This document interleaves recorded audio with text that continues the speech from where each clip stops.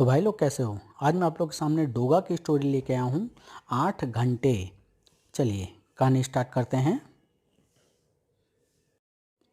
कानून और कर्तव्य एक ही जंजीर के दो सिरे हैं जिनसे न्याय की कलम थामने वाले हाथ बंधे होते हैं। ये हाथ सिर्फ इंसाफ करते हैं, फांसी की सज़ा देकर खतरनाक मुजरिमों के नाम की कलम तोड़ते हैं। पर आज जब कलम की ताकत खत्म हो रही थी, इंसाफ की कुर्सी छीन रही थी और मुजरिम अभी जिंदा था, उसके नाम की कलम तोड़ने के लिए जज धर्माधिकारी को चाहिए 8 घंटे। अदालत तभी लगती है जब कहीं कोई अपराध होता है, अपराधी होते हैं जिनका फैसला होना होता है।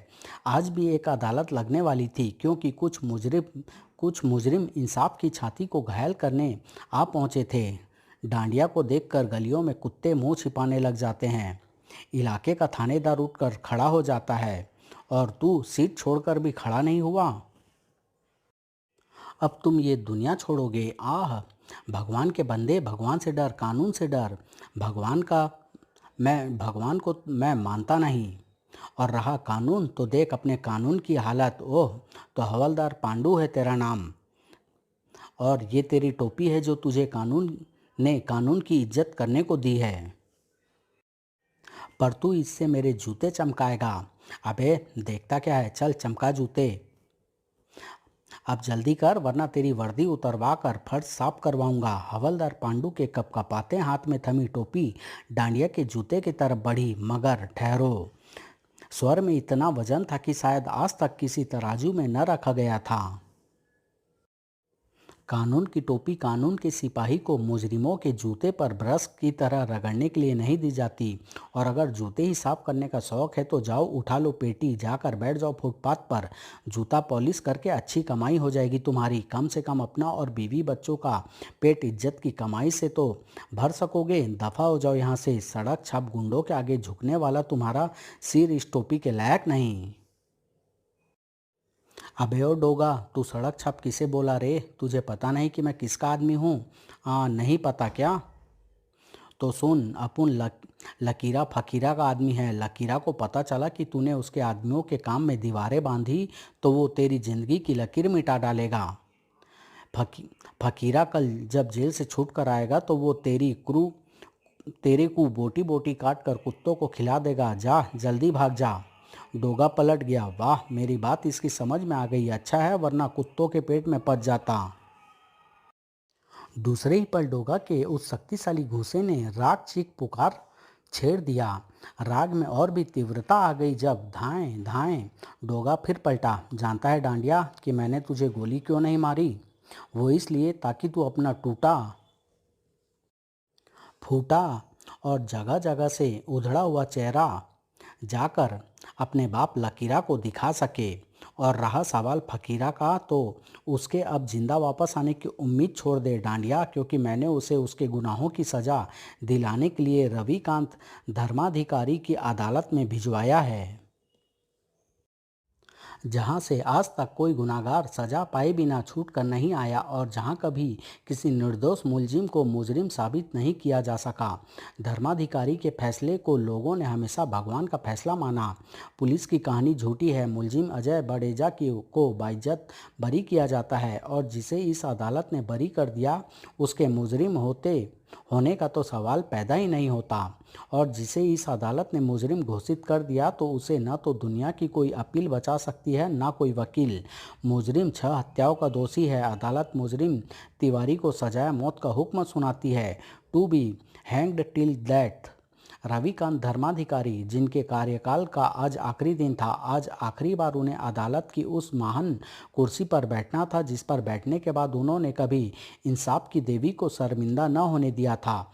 ये वो अदालत थी जहां इंसाफ की देवी को आंखों पर पट्टी बांधे रखने की भी जरूरत नहीं थी, क्योंकि जज धर्माधिकारी की अदालत का इंसाफ अंधा नहीं होता था।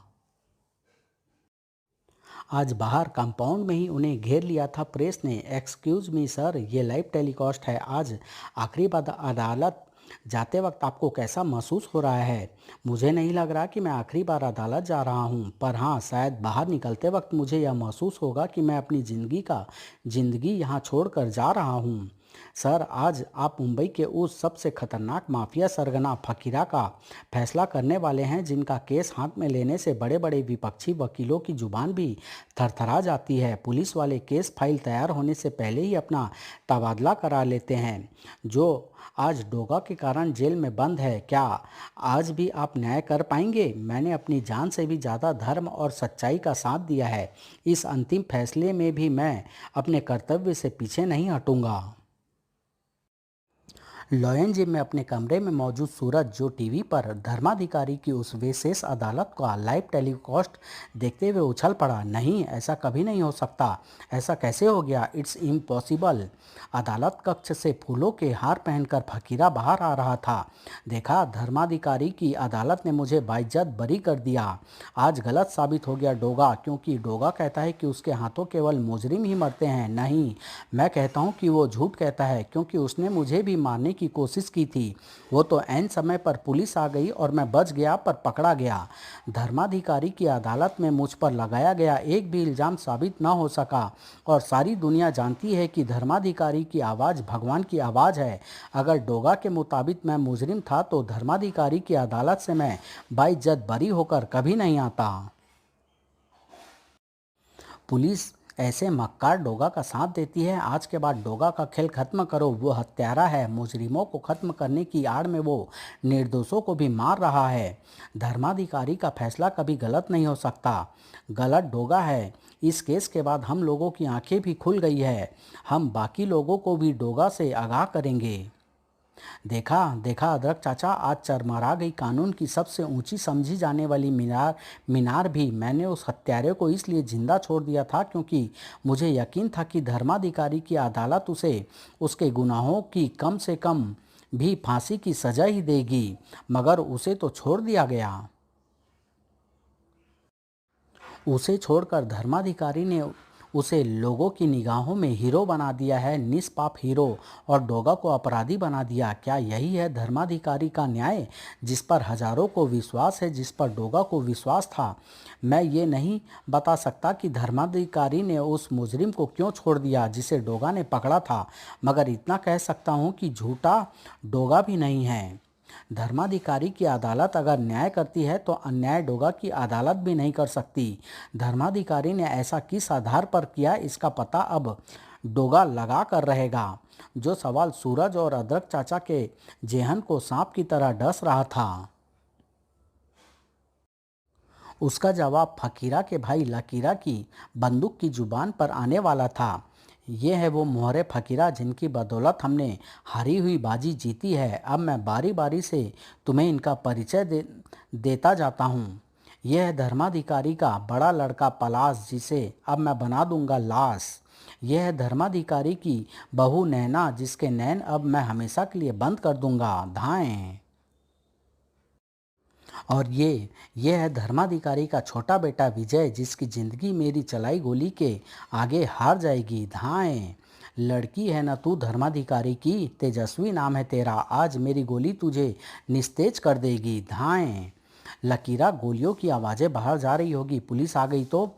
घबरा मत फकीरा, ये जगह तल घर में है, जिसके ऊपर डे नाइट क्लब इस वक्त शबाब पर है। देख देख फकीरा, कैसे तिलमिला रही है ये। इसकी आंखें कैसे खून की तरह लाल हो रही है। अरे, मार डालेगी क्या हमें? खाएगी क्या हमें? पर यह हमें कैसे मारेगी? ये तो खुद मरने वाली है। पता है ये कौन है फकीरा? ये उस न्याय की मीनार की नींव है, इंसाफ की उस तलवार धर्माधिकारी की म्यान है, उसकी बीवी अर्पणा, जो अब मेरी उंगली के एक इशारे पर अपने प्राण अर्पण कर देगी। धाएं। रुक जा लकीरा, अगर तू ऐसे ही कत्ल करता रहा तो कहीं ऐसा ना हो कि यमराज को अपने यमराज होने पर शर्म आने लगे। ला गन इधर ला। एक गोली मैं चलाऊंगा, तू बच्चे की जान लेगा क्या? जान कौन कम वक्त ले रहा है, मैं तो सिर्फ गोली चलाऊंगा। धाएं। दरिंदगी को जैसे खुलकर अट्ठास लगाने का लाइसेंस मिला हुआ था। मिटा डाली आज हमने धर्माधिकारी के वंश की लकीर। कोई उसका नाम लेने वाला नहीं बचा। अब कोई धर्माधिकारी पैदा नहीं होगा। ले अपनी गन संभाल। फकीरा, ये खेल अभी खत्म नहीं हुआ, क्योंकि मुझे उस कमीने डोगा की लकीर भी मिटानी है, जिसने डांडिया और उसके आदमियों के काम में रुकावट डालकर सीधे सीधे हमसे दुश्मनी मोल ली है। और उसकी लकीर मिटाने की तरकीब मैंने सोच ली है। डोगा की लकीर अब मैं धर्माधिकारी के हाथों मिटाऊंगा। वो कैसे?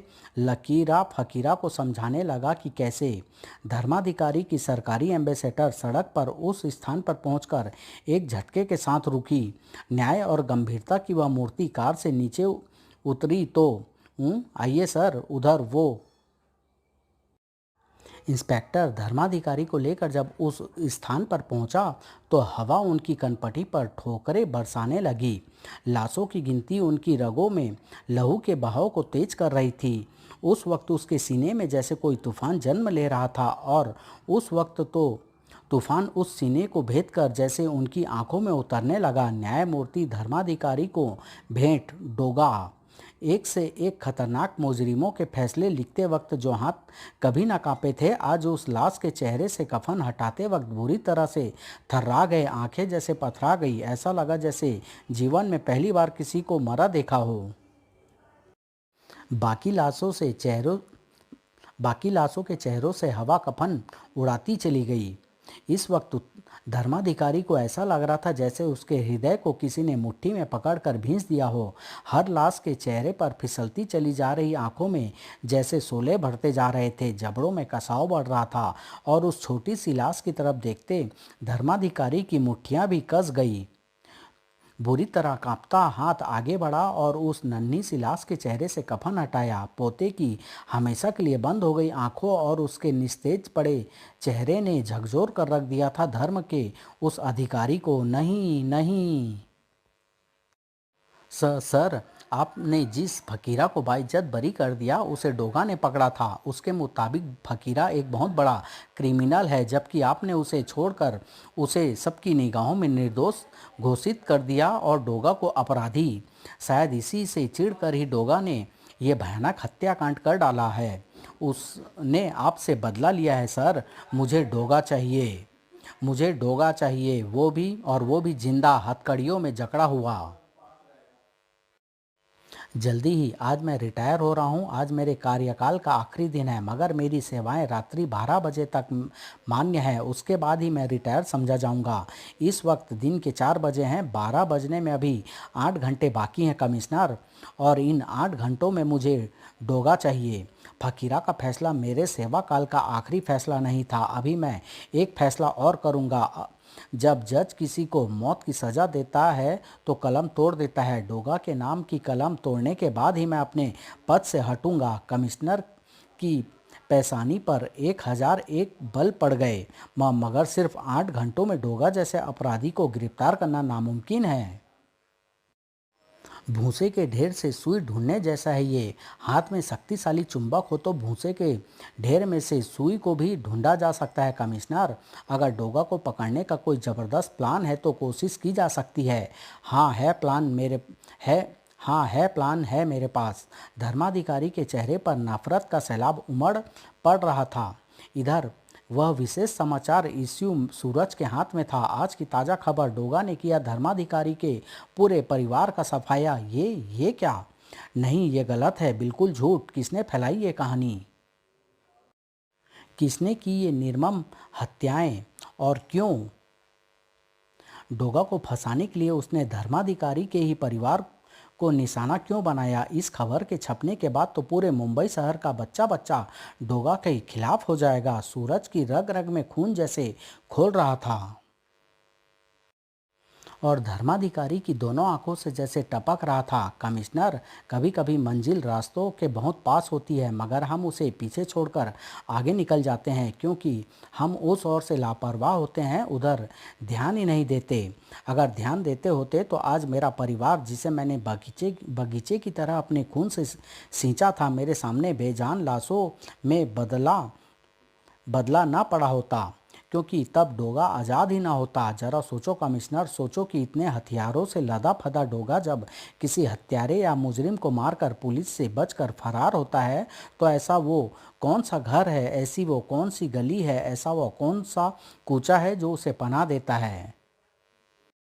डोगा जैसा खुर्राट आदमी पुलिस से बचने के लिए कभी किसी घर में पनाह नहीं लेता। अगर वो पनाह नहीं लेता तो चप्पे चप्पे पर फैली पुलिस उसे क्यों नहीं पकड़ पाती, क्यों नहीं ढूंढ पाती वो उसे। जबकि कई बार मैंने अखबारों में पढ़ा है कि डोगा पुलिस के देखते देखते गायब हो गया। वो भागने के लिए गटर में घुस जाता है और हमारी पुलिस यहीं गच्चा खा जाती है। हमारी पुलिस को न तो गटर के रास्तों का ज्ञान है और न ही गटर के माहौल का प्रशिक्षण उसे मिला है। जबकि डोगा गटर के रास्तों से ऐसे ही परिचित है जैसे आज बच्चे कंप्यूटर के नाम से। वो अपने हथियारों सहित गटर में घुस जाता है। आपकी इस बात की पुष्टि के लिए मैंने एक डमी तैयार की है।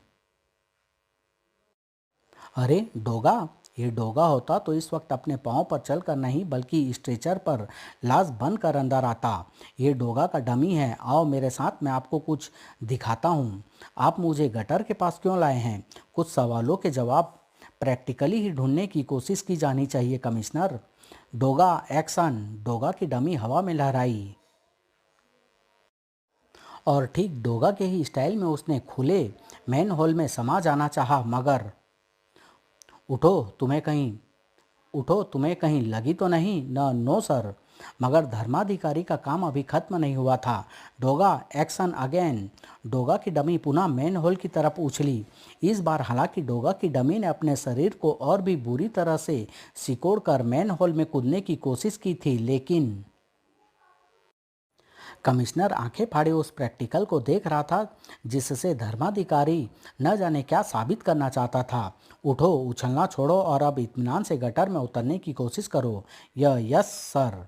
डोगा की डमी इस बार आराम व पूरी तसल्ली के साथ मेन हॉल में उतरने लगी। क्या हुआ? ठीक से कोशिश करो सर। गन का कुंदा अंदर जाने में रुकावट पैदा कर रहा है। हाथ को पीछे ले जाकर कुंदे को शरीर के साथ दबाओ और उसे अंदर ले जाने की चेष्टा करो।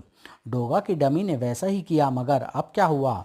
कुंदे को दबाकर उसे टेढ़ा करके कुंदा तो अंदर चला गया सर, लेकिन अब गन का ये हिस्सा जहां गोलियां की मैगजीन फिट है अटक गया है और ये दबाने पर भी टेढ़ा मेढ़ा नहीं हो रहा।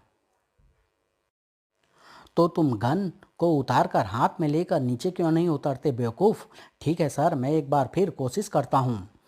तुम्हें देर लग रही है, जल्दी करो। सर मैं जल्दी नहीं कर सकता क्योंकि मेरे एक हाथ में गन है, दूसरे हाथ से मुझे नीचे उतरने के लिए गटर की दीवार पर लगी ये ब्रैकेट पकड़ने होंगे। इस वक्त मेरा एक पाँव ब्रैकेट पर है व दूसरा हवा में। अब मैं अपना दूसरा पाँव नीचे वाले ब्रैकेट पर रख कर पहला वाला पाँव नीचे जाने के लिए ब्रैकेट से हटाऊंगा तो मुझे अपना हाथ भी ब्रैकेट से हटाना होगा। ऐसा करते ही मैं गिरने लगूंगा। गिरने से बचने के लिए मैं अपनी पीठ को गटर की दीवार पर टिका दूंगा। ये कहानी मैं यहीं समाप्त कर रहा हूँ। बहुत जल्द इसका अगला भाग आप लोग के सामने लेके आऊँगा। धन्यवाद।